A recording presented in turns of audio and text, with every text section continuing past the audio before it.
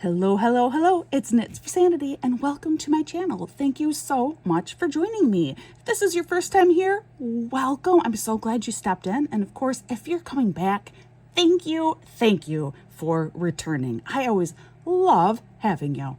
Today, I am doing a WIP Chat. WIP stands for Work in Progress. So grab whatever project it is that you are currently working on or chore you have to do, or maybe you're exercising, and let me just chat with you and keep you company for a little while. That's really all that this is about. And of course, if you want to sit and watch me work on my diamond painting, you may gladly do that too. Occasionally, I manage to squeeze in a few surprise pictures and things. Depends on my editing time. All right, so I do like to start out always going over very quickly what it is that I am currently working on, as well as the products that I'm using, just because I love to support small businesses. My diamond painting currently is really not from a small business, but it's from Dreamer Designs, and it is part of the Great Escape event, which is being hosted by Mickey over at Mickey Sunshine Creates and Rebecca from Crafting and Crime Daily, two fabulous women. The event itself is currently closed. It does run through the end of the month. And if you're feeling really disappointed because you're missing out on this event, which is just a really fun group of people, I'm sure it will be back next year. So keep your eyes open for it. Certainly by July next year, the event runs August and September. And it's always a landscape-based painting that you're working on. My items that I'm using today, they've actually changed up slightly. So my drill tray is still from Bella Art de Nicole, and this is very autumny looking, so I kept it. And the drill pin I'm still using does come from Butterfly Effect Wares. That's my dog woofing in the background. He's convinced there's someone here. There is nobody here. We've already let him out to chase the imaginary male person down the driveway. He's fine. He's just gonna have to adjust. Anyway, this pen is really growing on me. Like, I liked it a lot when it first came, but I wasn't sure because it's not quite short enough. But as I've been using it, I've really been warming up to it. I mean, the quality is fantastic. So this is from Butterfly Effect Wares. And then my changes are, I'm using actually Randa's Crafty Corner Putty today, spiced latte, because, well, the last couple days it's finally been a little bit cooler after being like 90 degrees the first part of the week. And spiced latte just felt right. We had rain and storms yesterday, so I went ahead and I pulled out this one. And I am using my last year's drill tray from Bella Art de Nicole. Check out how cute this is. It is a little jack-o'-lantern. Isn't it cute? This year they did offer mystery boxes again, fall-themed mystery boxes. I don't know if they're still available, but definitely check out their link in my notes below. They got awesome stuff. They are amazing people. But this jack-o'-lantern, the head does the head, but the top of the pumpkin comes off, and then this is where you put your trash drills. Except, these are not trash drills in here. These are drills that my son's been collecting. So I'm glad I opened it for you guys because I need to put these drills in a safe place. He has been, anytime he finds a drill on the floor that he likes, he's been putting it in here to save it. So I'm glad that he did happen to tell me that the other day. And now when he freaks out because he sees I'm using it to put my trash drills in, I can tell him, don't worry, honey. I got your drills saved. So yeah, so these are the drills he's found on the floor that he really likes. It's his growing floor collection. But yeah, super cute. And the handle does work. I mean, you can't, like, it's magnetic, but you can hold it by its handle. So I don't know. This is still one of my favorite creations from them. I just think it's so stinking cute. And I think that covers all my basics for today with what I am currently using, right? Yeah, I believe so. And of course I do have my LaCroix. I do love my LaCroix, so that's also here with me. All right, it is September and school has finally started. The kids all took off Tuesday morning, The buses were late as usual. What's not usual is the buses are still running really, really late. Like really late. My son's bus has been about half an hour late every morning this week since Tuesday. So this is, morning number 3, but still. Typically by about day 2, 3, they kind of start to have the route figured out.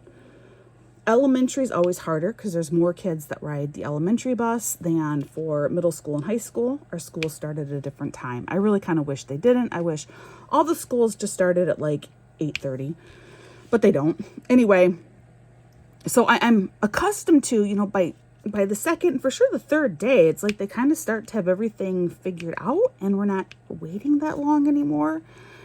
I need to ask my kiddos when they're actually arriving at the school. I'm thinking, are they showing up 15, 20 minutes late every day? I don't know, which means they're not getting breakfast. I'm sure my son probably still gets breakfast because he's still only second grade. But the older 3, there's no way they're getting breakfast because the breakfast is in the cafeteria, which is where they have to go in the morning until that first bell rings. And they don't have time for that. So I'm sure my older kids are not eating breakfast. Anyway, it's a new year. We have a centralized campus now with a brand new elementary school that's located the same spot as our middle school and high school. So it's definitely taking some adjusting. And I think eventually they will get it figured out. The biggest thing as a parent is if the bus pickup time really is 25, 30 minutes later, that's fine. But then state that, because we already are told that we have to wait for the bus 10 minutes before the scheduled pickup time. And that the bus could also come as late as 10 minutes after the scheduled pickup time. So you're already down there 10 minutes before your scheduled pickup time. Like my son's scheduled pickup time is 7:30. So it's my husband who actually generally takes my son down to the bus. So they're down there by 7:20.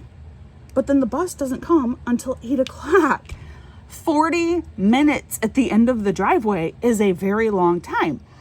And obviously, if you live in a normal house where you can just see the bus coming, you can sit inside. We can't see the bus from our house. We have a long driveway. There's no way to tell when the bus comes. So, and even if we could see the bus, by the time my kid would be able to run down there, the bus would have left. They're not going to wait that long. So no, our only option is to wait at the end of the driveway. And it is annoying. My husband wants to start work. I remember when my kids were smaller, when Havelock was little, like a baby. And sometimes I'd be out there forever waiting for this bus and I'd leave him inside because he was sleeping. But sheesh, after 30 minutes, you're like, oh man, I hope my kid's okay. I hope the baby's doing okay because I'm not there and I can't leave. So anyway, the bus, it'll get figured out. It will get figured out. First days for all the kids went pretty well. I was really shocked when my oldest, my high schooler, sent me a text. Would have been toward the end of her lunch period. In high school, they are allowed to keep their phones on them.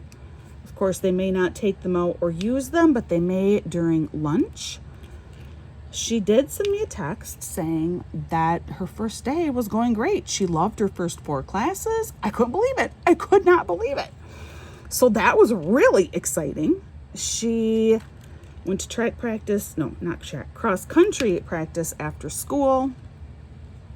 And she even said that went pretty well. Her first day was good. My middle daughter's first day, she's also just in one of these stages, but she didn't particularly like her first day. Of all my kids, she does not like change. Nobody likes change, but this kid really does not like change. My youngest is not far behind her, though. He also really does not like change. There is a way and an order to things. And when that is broken, it's simply not okay. And so for my daughter, she's 8th grade. It's her 3rd year in this building, and there are some changes. And there are some changes that she doesn't like. And there are definitely some changes that are not working or conducive for her particular situation. And then trying to work through and wait for those issues to be resolved is very difficult. A big one is this year they decided that middle schoolers may not keep their Chromebooks. So during the pandemic, the school board okayed for, oh, you do not go there. The school board okayed for every kid in the district to have a Chromebook for obvious reasons. And so the last few years, the kids have had Chromebooks and they take them home every day. You know, they're supposed to take care of them and charge them every night. Well, several middle schoolers, particularly several boys, I mean, not all boys, but a lot of boys, were just destroying these Chromebooks. I mean, it was appalling what they were doing to these computers. And so a new rule was made this year that middle schoolers may not take their Chromebooks home. They have to remain at school. And I cannot blame them for the rule one bit. It is a shame because, of course, let's say it's even 10% of the student class that is disrespecting property, which I'm hoping is a very high number. But even if it is 10%, that still means 90% of your kids who these Chromebooks were really good tools that they had and they had use at home for homework and stuff, now can't. And it just, I don't know. At the same time, I get that you can't like just single out certain students and say, well, everyone gets a free trial until this, and then that's it. You never ever get to keep a Chromebook home ever again. I don't know.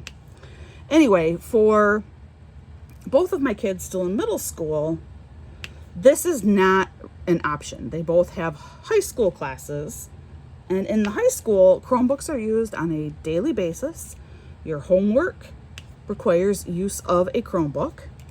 And so that first day, my middle daughter is freaking out because she's like, they won't let me take a Chromebook home. And we use the Chromebook every single day in class for both of my classes. And I don't know what I'm going to, just freaking out.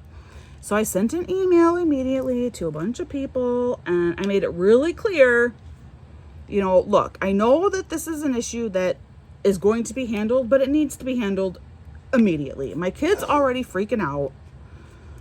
I know that you are really busy. I know the first week of school is hard and there's so many demands, but this one is kind of important because these kids can't fall behind on schoolwork the first week of school already. That's still my dog going on again. Elfie, enough. So yesterday I did get an email back. Yesterday was day 2 of school, and I was assured that yes, they have decided that all middle school kids who take high school classes will have Chromebooks that they get to keep on them, and they should be distributing them yesterday morning. Except then they didn't, which meant now I had 2 children coming home. Because like day 1, my youngest, who's my most laid back kid, she was like, yeah, they'll get it figured out. It'll be fine. But by day 2, she had math homework. And she's lugging around this huge geometry book, like what all of us had to do way back in the day. But they're supposed to be accessing their textbooks online. They're supposed to be submitting their assignments online. And of course, she can't do any of that. So by day 2, even my youngest child was starting to get a little bit freaked out. So I've not sent any more emails just because, they know it's an issue. They know it's one that needs to be handled. They know how my kids feel about it. They know that it has to be taken care of. And so I'm hoping today they'll come home and it will all just be solved. That's my hope anyway.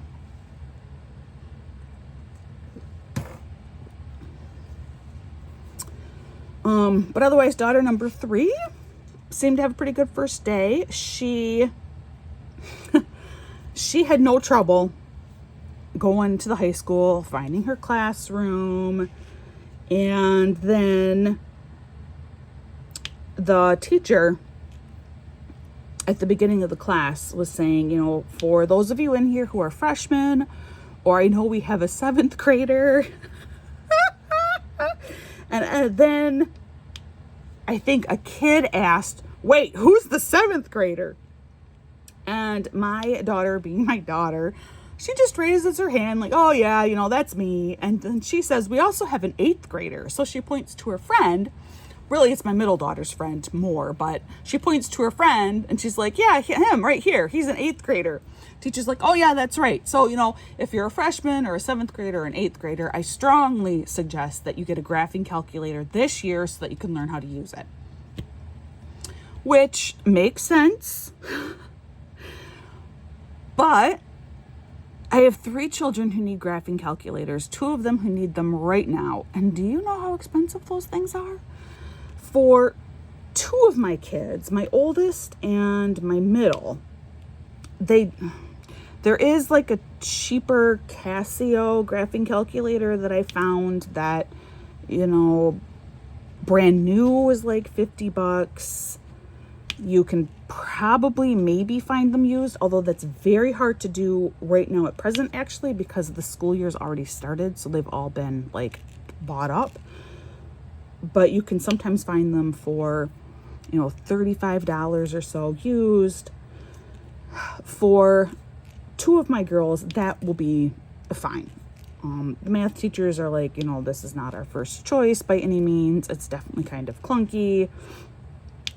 But for your kid who just needs to get through math in high school, through like pre-calc and maybe 1 year of calculus while still in high school, it'll be fine. This will function.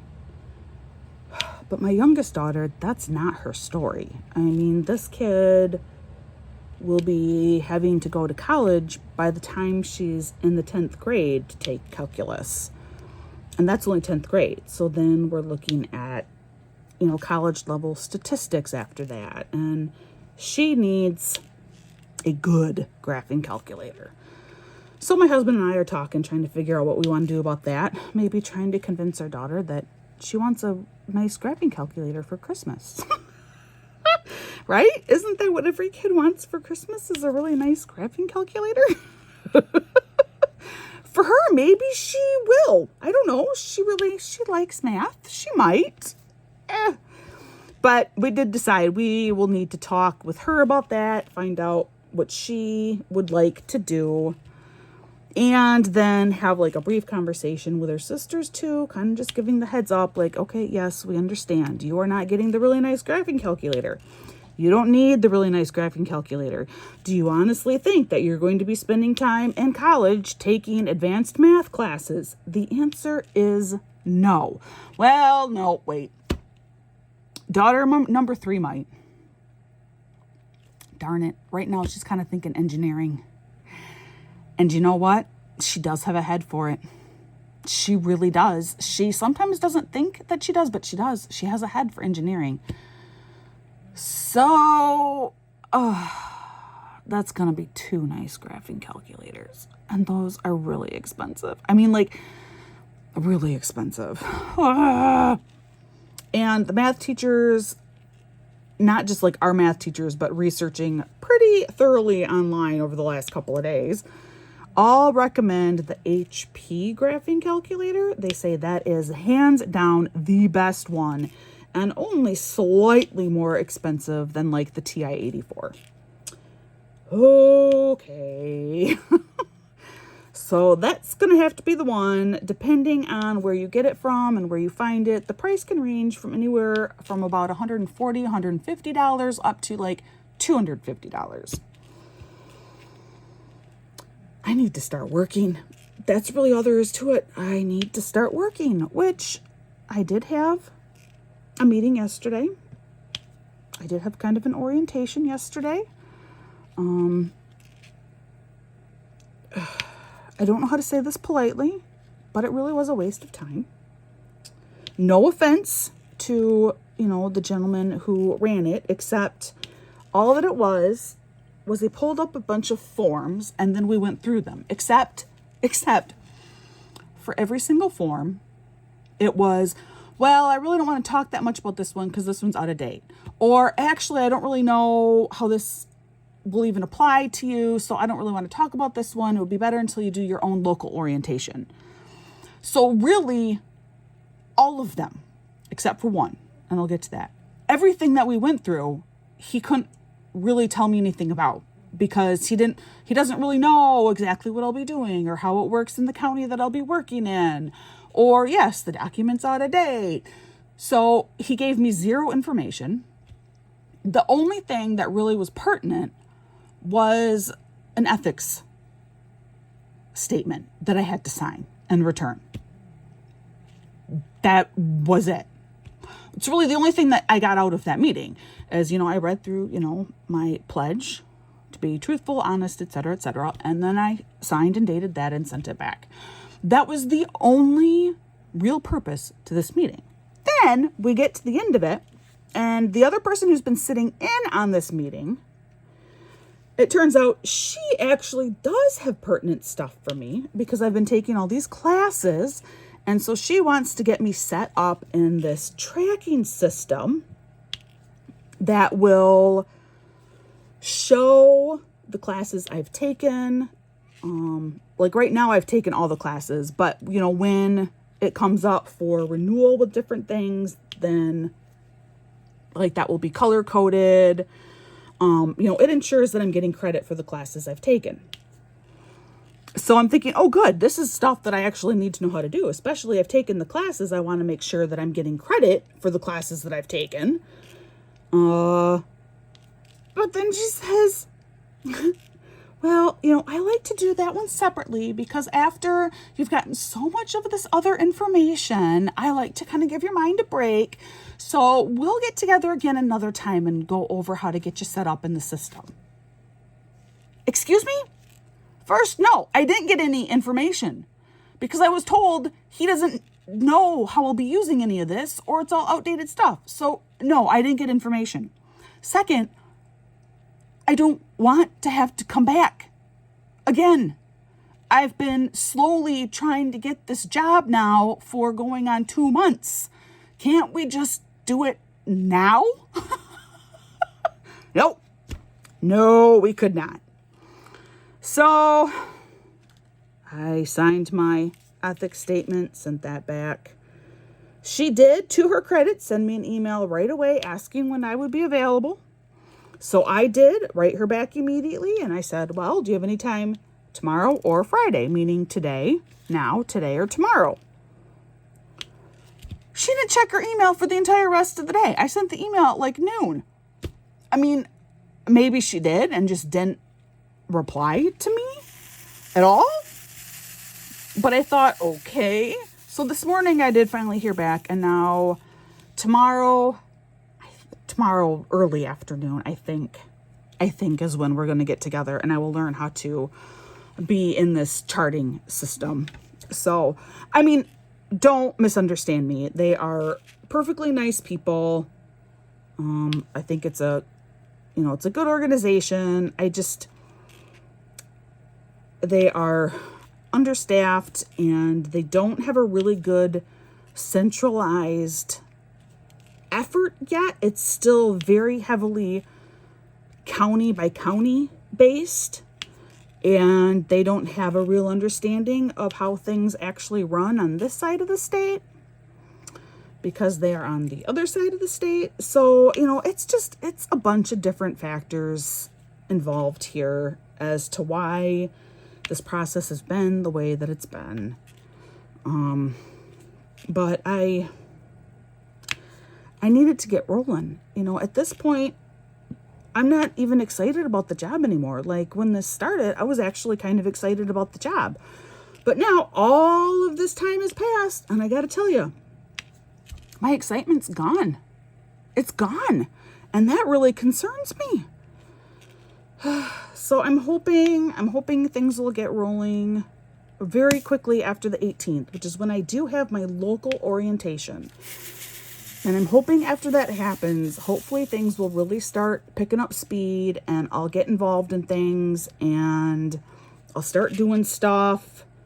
Hopefully maybe even get a very tiny paycheck next month.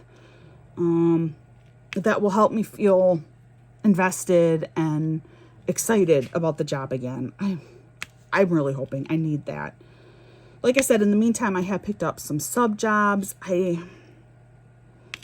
I'm still really torn about it, and I've talked about that. Some of the stress and trauma associated with having been teaching at the schools. Again, not so much with the students, but just some other things that I'm really torn about that and very kind of nervous and apprehensive. But at the same time, then I have experiences like yesterday where I went and I picked up the girls from cross country practice, and a former student of mine, he comes biking over and my daughter's like, oh yeah, he said he was going to come over and say hi to you.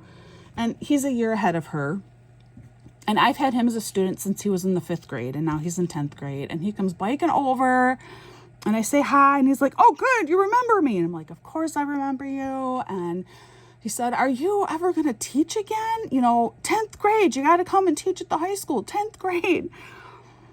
And it's those moments where it's like, oh, I do love the kids. I do. I love the kids. I love having built a relationship with these children.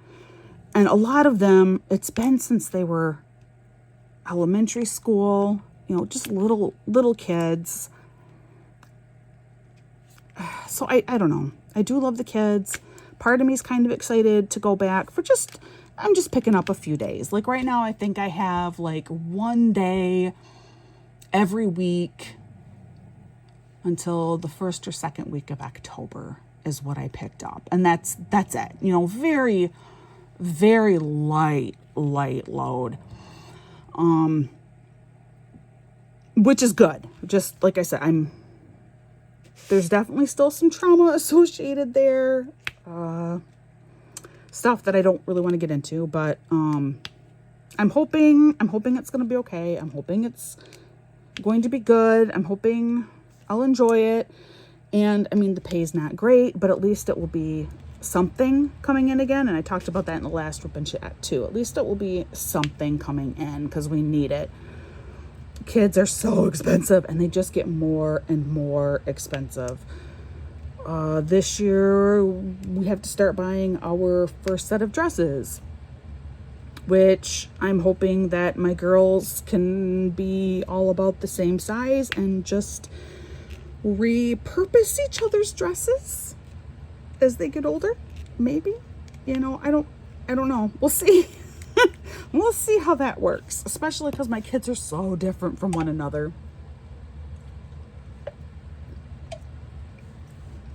My youngest, I don't see her wearing a dress to any school dance, homecoming, prom. She's not going to wear a dress.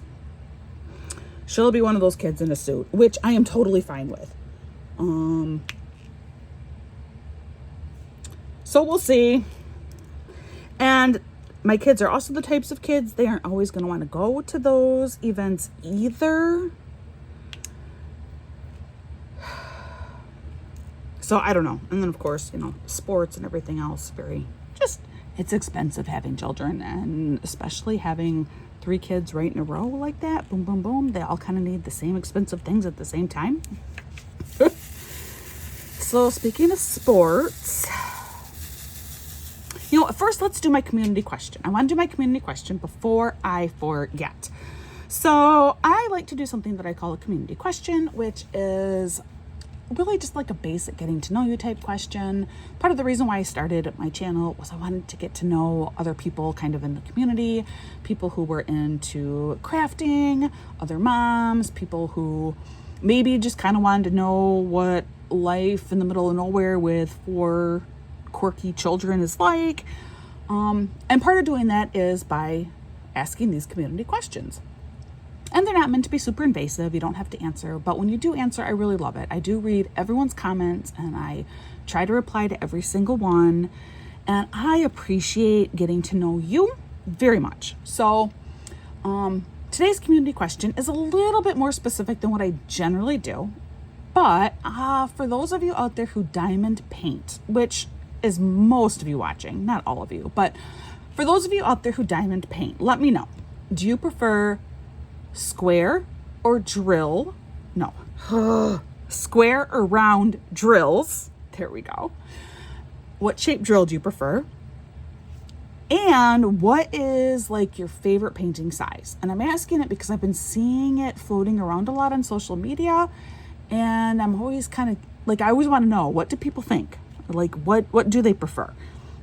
So I'm just kind of curious, out of all of you here, what do you prefer?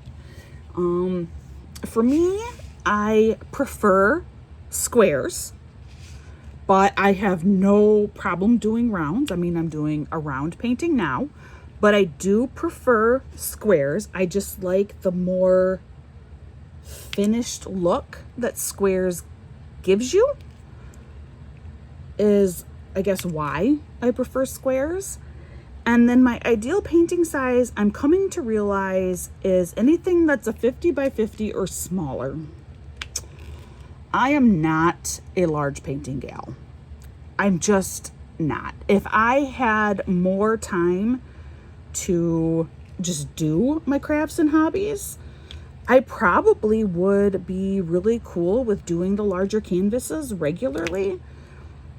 But I just don't have the time. So then with my big canvases, they sit and they just sit, and then they start collecting dust because I can't get them done fast enough. So they're out there for 2-3 months at a time. So right now in my life, I guess my ideal size would probably be like a 40 by 40 type equivalent would probably be my ideal size. And it can be kind of hard to find like good paintings in that size just because detail is hard. I mean, detail is hard to establish no matter what, but especially the smaller you're painting, the less detailed the original piece of art can be. Otherwise, it's just not really going to translate well as a diamond painting. So it can be difficult to find smaller paintings. And I think a lot of people right now are probably feeling pretty similar to me. Just especially, we are kind of post-pandemic days, and so all of our lives have started really ramping up again and getting really busy. And I think a lot of us have found that we just need smaller projects right now. But maybe not. Maybe you either have the time to devote to the hobby, or maybe it's really easy for you to just like roll up and put away your diamond painting somewhere, or maybe you have to because maybe you always work on the kitchen table. For me, I have a setup in my little office nook, which I'm really thankful for my office nook. It's, just a little tiny section off from the living room. But it does allow me space to leave my project out, which is good because putting it away is a hassle. So I don't put mine away, it just stays out. But then that also means that I only ever work on one kit at a time. So I'm not one of these like multiple kit people. So I do have now 2 that I have had to put away for various reasons that are not completed. And that really bothers me. I don't like doing that. I prefer to just complete a painting and then move on to the next one. So the fact that I have 2 sitting in storage, just partially completed, is like really getting to me. And then I feel bad because I feel like, oh, if you just would have made more time for these, you could have gotten them done, but no. And then I have to think and realize, okay, but this is meant to be a hobby. You're supposed to have fun. You just do this when you have the time to do this. This is supposed to be no pressure. You do have a very busy life. You diamond paint and you knit and you do all your other crafty things when you have a few minutes to just try and collect yourself and relax. And let's be honest, you don't have very many of those minutes. So just calm down and just be okay with what you have managed to accomplish. That's my pep talk. Seriously, that's pretty much what it sounds like inside of my head. So there you go. So yeah, those would be my answers, but I would love to know your answers. And, if you do not diamond paint, but you would like to share with me other like craft size information, I'd love to hear it. For example, what size knitting project or crochet project do you usually stick with, or cross stitch? What size canvas do you typically like to do? So please do share with me. Like I said, it's really just meant as a getting to know you kind of thing. And, take the time, read through the other comments too. Maybe you'll also find a new friend. So there you go. Community question. Now, back to the topic of sports, specifically with my kiddos. So last week I mentioned that daughter number 3 had volleyball tryouts. And I mentioned that I adore my kids. They are so cool. But I was pretty skeptical that she'd make the team. And kind of heartbroken about it because she's really wanted this. She's really wanted this. So she had tryouts the last 2 days. And last night when I went to pick her up, she came out and I knew right away this is not good news. She comes out and she said, well, I guess the good news is there are no cuts. Okay. She said, instead, we're doing it like by tiers, strings. So there's like first string, and they're the starters, they're going to play all the time. And then there's second string, and, they'll go in quite a bit. And then there's the bottom. I'm on the bottom.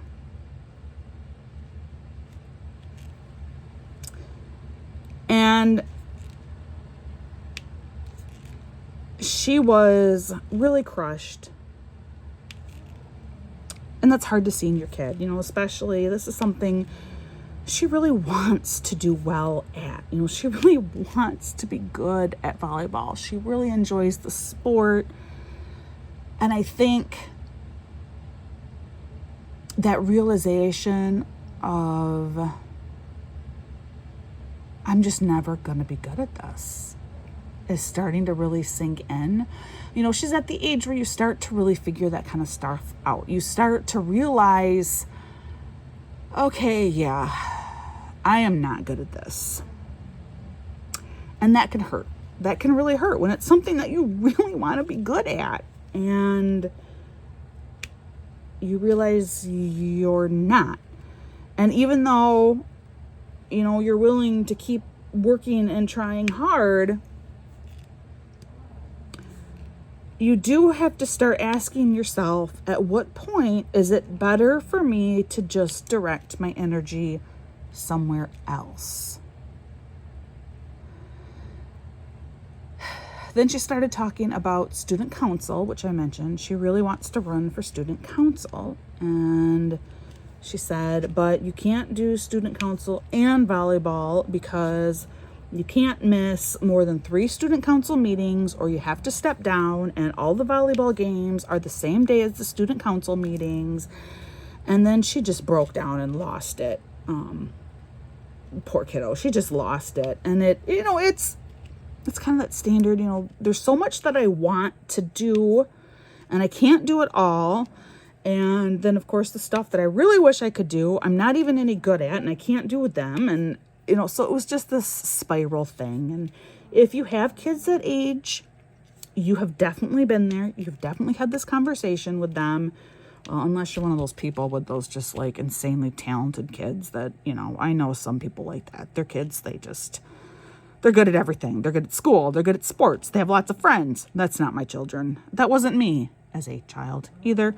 But I can about guarantee you've had this conversation, or perhaps you remember feeling like that as an adolescent, or even as an adult. Hi, that'd be me too. So I kind of just let her be. At that moment in time, she just needed to be left alone. I just said, well, I love you and I'm proud of you. And I left her alone. And then we get home, and of course, well-intentioned husband tries, talking with her about it. And so next thing I know, I hear raised voices from both of them. It's like, no, this is not the time to talk about it. So after she'd gone storming off and is now hiding under a blanket somewhere, I did walk over to him and just say, she just needs some time. She needs to think through this. She has to figure it out on her own. Just give her some space right now. She's like, well, I was just, I'm trying to be helpful. I'm like, I know. But right now, this is her. She needs to think through this. She needs to spend time with her feelings and her thoughts. Okay. So later on in the evening, I actually made a live last night, Crafting and Crime with Rebecca. She hosts a couple of lives every week, and I can never make these things, but she does have a Craft with Me Wednesday live, and I was actually able to pop in. I was so excited. And I called my daughter over then by me. And so she could sit in on the live a little bit, and she really liked, Rebecca was water painting last night, and she really liked looking at her water paintings, and, she was feeling better. So I said to her, if you run for treasurer, do you really think you'd get the position? And she said, yeah, I really think I would. And I said, well, okay, here's a thought. I want you to finish up your packet of information for student council. Hand those in and run for student council. I'm getting text messages from my daughter. She packed clothes for track, but they are too small. I couldn't check the size this morning because it was dark. Okay, but your brother was moved out of, her brother sleeps in the top bunk in her room, so we always move him every morning so he can then sleep in our bed till it's time for him to wake up. So you could have turned on the light. So I'm not sure what she wants me to do. I'm not going to run clothes to her for cross-country practice. Is that what she's asking of me? I don't know. Guys, children are tough. Children are really hard. I can't run close to you, kiddo. And the snoring is the dog, which, I have a story about him, guys. But anyway, back to my daughter. The other daughter, the one not texting me about having clothes that are too small, which comes back around to, do you remember when Mom said to you guys last month, you have to go through all of your clothes. You need to pull out the clothes that no longer fit you. I said this repeatedly all last month. We need to go through your clothes. You have to pull out the things that don't fit you. And you all assured me, oh yeah, I did that. Clearly, we didn't do that. So I understand that you did come out with clothes that you either didn't want or didn't fit you anymore, but you didn't go through all of your clothes if you're pulling out clothes for cross-country practice that don't fit you. Anyway, so she said yes. She was actually pretty confident that she would make treasurer. So I said to her, okay, finish filling out your packet, hand it in, and then let's run for treasurer. And I said, and then what if you talk with your volleyball coach and say, look, I want to run for treasurer. And I understand that I really, I want to get better at volleyball, but I also understand that, I'm not great at it right now, but could I still practice with the team? I know I won't officially backing up, but I know I can't go to the games, so I know that I can't really be officially on the team, but can I still practice with the team every other day? And I'm hoping the coach is going to be okay with this. And then that way she can be treasurer and she can still work on volleyball. And who knows, maybe she could really improve. But at least she is still doing something that she wants to do and enjoys doing. And so after we talked last night, she seemed pretty good about things. So she'll be home from school pretty soon now, especially if I have one daughter texting me about having too small of clothes that she can't change into. I don't know what to tell you, child. Anyway. So, these are all part of life lessons. These are all part of growing up. This is all part of adolescence. This is all part of adulthood.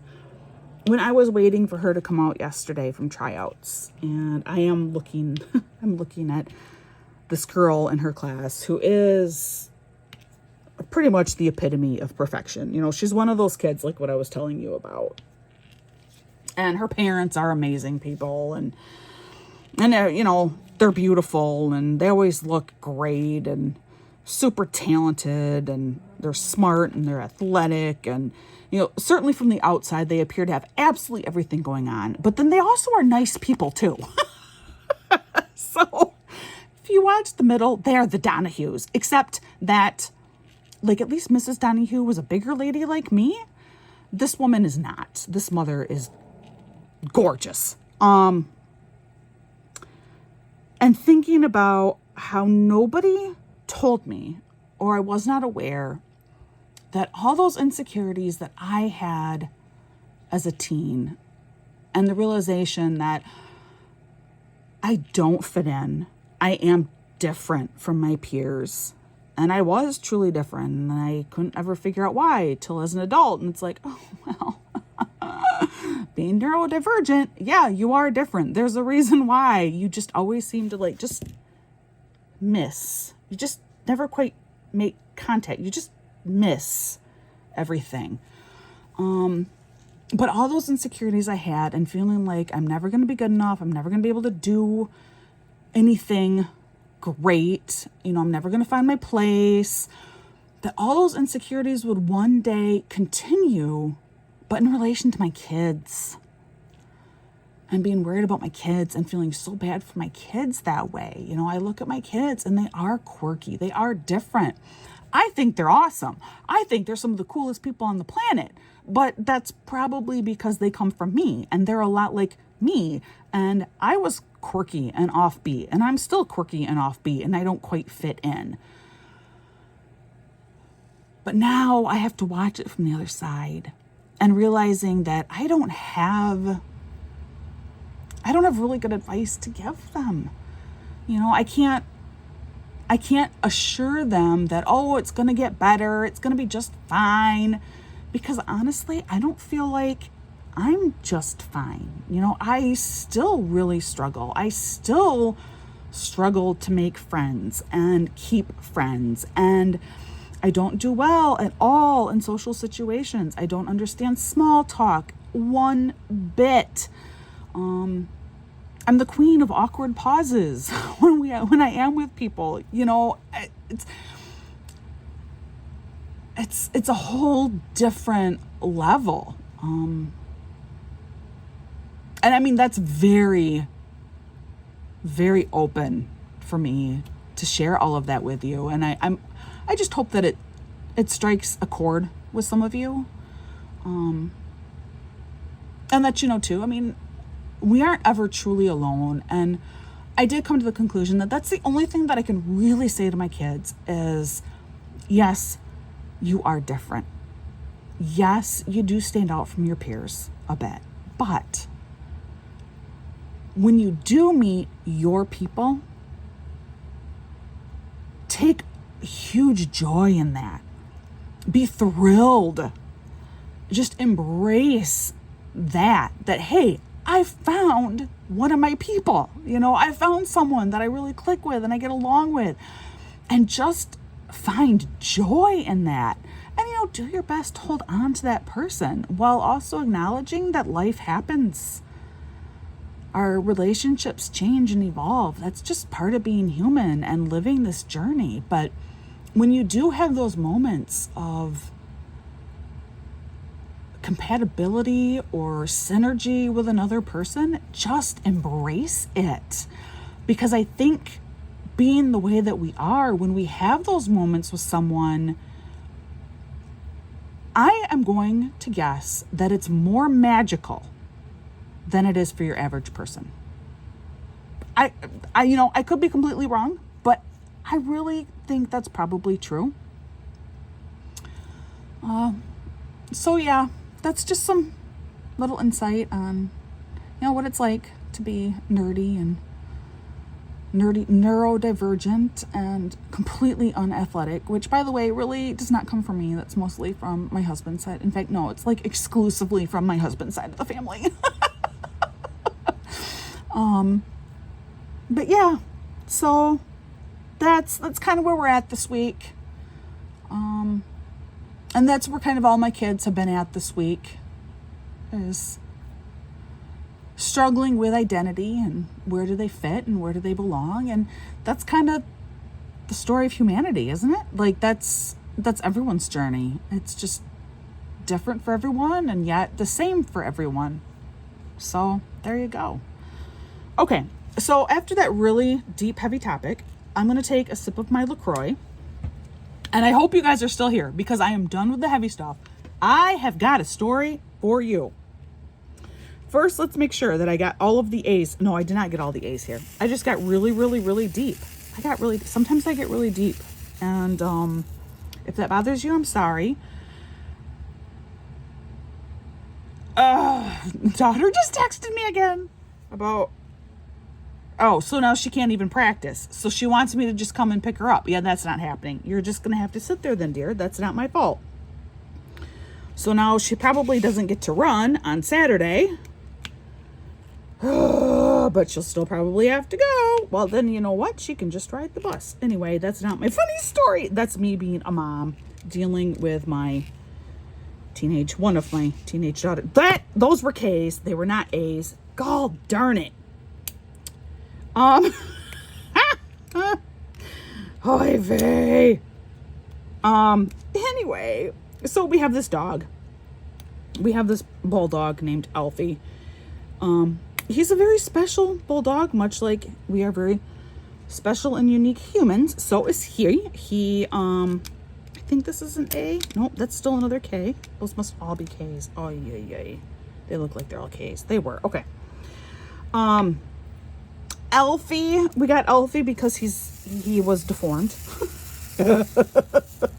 Which again, just totally fits in with us having a genetic disease and everything. I don't, again, that's my husband's fault. But he was born with a cleft lip, and given the breed of dog that he is, some breeders would have just euthanized him because they can't sell him for top dollar. But this was a vet tech who ended up having him, and he had a brother who had a full cleft palate. Alfie just has a cleft lip, and he didn't need surgery or anything. But she kept them and worked to still adopt them out. And that's how we got Alfie, because then we just paid, $200, which just covered his initial very basic vet costs. And he was ours. So he looks kind of ridiculous, like the rest of the family. We all look a little bit funny. And also as a result, he didn't get to nurse. So he had to be hand-fed. And he did not get the same interaction with his siblings as a puppy. And we got him during the pandemic, so he's not very well socialized. But also because of how those first few months went, and being a bulldog, and they are known for being quite loyal creatures to their humans,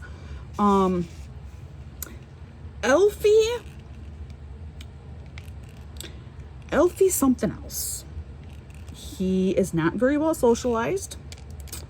Like I said, that's kind of our fault. That's kind of the fault at how he was originally brought up because of his deformity. And that's kind of the fault of the pandemic. So he has that happening.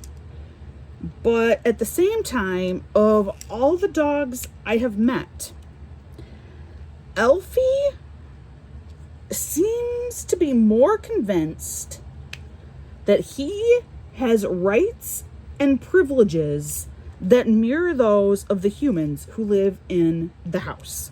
I was raised with dogs. And I was raised with, we had like one kind of moody dog. She was a sweetheart and she was pretty smart and everything, but she was still a dog. Like, she still wanted to like please us, her humans, you know. Dogs, they want to make you happy. And then there's Elfie. And Elfie's still, he's still very much a dog. Like, we get home and he's like, "Oh, you're home. Yay, I'm so happy to see you." But he has a certain sense of entitlement that I'm not used to seeing. And it's not like he wasn't disciplined or anything, because he was. We did work on training and all of that. He's just different. So one of the rules that we have is he's not allowed on the furniture with the exception of our couch. Our couch is old. It's old. It's so stained. It is so ugly. It's the ugliest couch now. Oh my God. It's just nasty. So I said, you know what? That's fine. Let him be on the couch. We have a tiny little living room anyway. So that's fine. Let him be on the couch. Except he may not be on the couch at night. Now, it can definitely be argued like, well, why not? If you let him be on the couch during the day, why can he not be on the couch at night? And all I can tell you is it's just like a matter of principle. It's a matter of discipline. It's a matter of showing him that, no, you have your bed that you need to sleep in at night. This is where Elfie belongs. And so I've talked about it before, where we would go through phases where he would sneak over to the couch in the middle of the night. And then we'd have to come down on him again, and then he'd be really good for several weeks, and we never found him on the couch.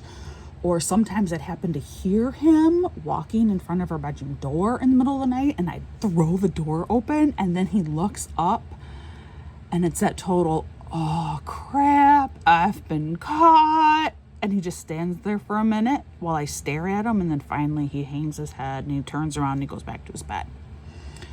Well, about 6 weeks ago, this amped up to a whole new level. I don't even know or understand exactly how it began, because this became a war between my dog and my husband. Well, I think Elfie was just spending one night too many. We found him on the couch, and my husband was done. He's like, "That's it. I am done. He is not going to get on that couch." So my husband started putting our laundry baskets full of clothes, clean clothes, just because, we have 6 people. There's no time to just devote to folding laundry. Like, about 1 or 2 weekends a month, I'll finally pull everything in and I'll fold all of the laundry. And then I wonder why, because they never put it away. Or sometimes they do, but my husband never, ever does. So for the most part, I've just stopped folding his laundry. I don't care. It's like, if I'm going to fold it and you aren't even going to bother to put it away, I'm done. So it's all clean laundry. But anyway, he started piling the laundry baskets in front of the couch, so Elfie could not get on the couch. Okay, that worked for a couple nights, and then we found him on the couch again. He just bulldozed his way right through the laundry baskets. He's a bulldog. He is very strong with, those shoulder and jaw muscles. My husband, who is well over 200 pounds and 6'2", he can stand on a piece of cardboard, and the dog can grab the cardboard with his mouth and pull my husband. So he is very strong. So he just bulldozed his way through and started sleeping on the couch again in the middle of the night. So my husband took it up another level. Guys, this is going to get ridiculous. So just hold on. You're gonna start wondering about the sanity of my husband after a bit too, probably. So my husband bumped it up a notch, and we have a mattress. we just took out the mattress from the trundle bed in my oldest daughter's room, because for a while we actually had all 3 girls in one bedroom, and then the other room was supposed to be Havelock's room, but for another story for another day, that did not work out. So we just recently removed the trundle bed and removed the mattress, and it's just been, sitting in our hallway for the last couple of weeks, while we try and figure out what on earth we're going to do with this mattress, I guess. And, there's another 4. And so my husband he dragged this mattress out down the hallway, and he propped it up in front of the couch. And then, secured it in place somehow. I don't remember what he did. But yeah, now we had the mattress there. There. He's not going to get on the couch now. Well, no. He still did. He figured out how he could still manage to move the mattress and sneak in and get on the couch in the middle of the night. I mean, again, it worked for a couple of nights, and then it didn't work anymore. And every morning, it's you can see it in Alfie's eye. Ha, I won. You can see it in this dog's expression. So my husband's getting really worked up, and he's that's it. That's it. So finally, we reached the point where he had the mattress up. Then he had laundry baskets piled around this mattress. All right? Stacked too deep, too high. So 2 laundry baskets on one side of the mattress, 2 on the other side of the mattress, and 2 in front of the mattress. Because yes, we really do have that much laundry.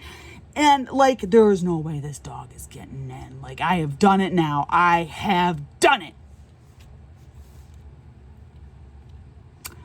The other night, I heard Alfie. So I come into the living room. By the time I came into the living room, he was already on the couch. So I had my phone with me. I turned the flashlight on and I'm looking. And I can't figure out how he did it. I have no clue. Nothing was disturbed. The baskets were all in place. The mattress was in place. We know he cannot climb the side of the couch. It's too high. He can't get very high off from the ground. He's a bulldog. And I don't know how he did it. I don't know if he has figured out how to break the time space continuum barrier and can evaporate and then rematerialize on the couch. I don't know if he's learned how to fly. I don't know. So when my husband got up yesterday and Alfie's on the couch and he's looking, and he too has to say, I don't know how he did it. I don't know how the dog did it. So by last night, Alfie's on the couch, and normally we make him get down and make him go to bed. And my husband says, there's no point. He's won. He's won. There's just no point. So I still made Alfie get down and go to bed, knowing full well he's going to be on the couch. And he was. By the middle of the night, he was back on the couch. But I still made him go to bed because he knows that's routine. He knows that's the rule, But yeah, I have no clue how this dog did it. We need a camera. If we could set up one of those trail cameras in our living room maybe, and then redo the whole, maybe then we could see. I don't know what he does. I have no idea what this dog does. But he is so determined, so stubborn. That bulldog stubbornness is completely real, totally legit. So bullheaded. So determined. And I've mentioned it before, he is this sneaky smart. He comes across as being kind of dumb, kind of a bit of an oaf, He's not. Clearly he's not, because he's outsmarted my husband now for the last 6 weeks. So I don't know how he's doing it. I haven't a clue. But our dog has outsmarted my husband. We can't keep him off from the couch at night. So there you go. That's our incredible dog, which, also just fits with my kids, right? Like, we thought Evie was just maybe like a really average kid academically when she was really little. We just thought, I remember I had to come home and say to my husband when she was in special education preschool that, honey, remember, average is good. It turns out she's a math genius. So it just all fits in with the family. Speaking of that child, she just got home. So I guess that means it is time for me to wrap up this WIP and chat. Thank you so much for joining me. Please definitely do leave a comment below about the community question or anything else. I just love hearing from you. And like I always say, please practice kindness. You never know what someone is going through, so just be kind. And I hope that you have a wonderful day. I'll see you again real soon.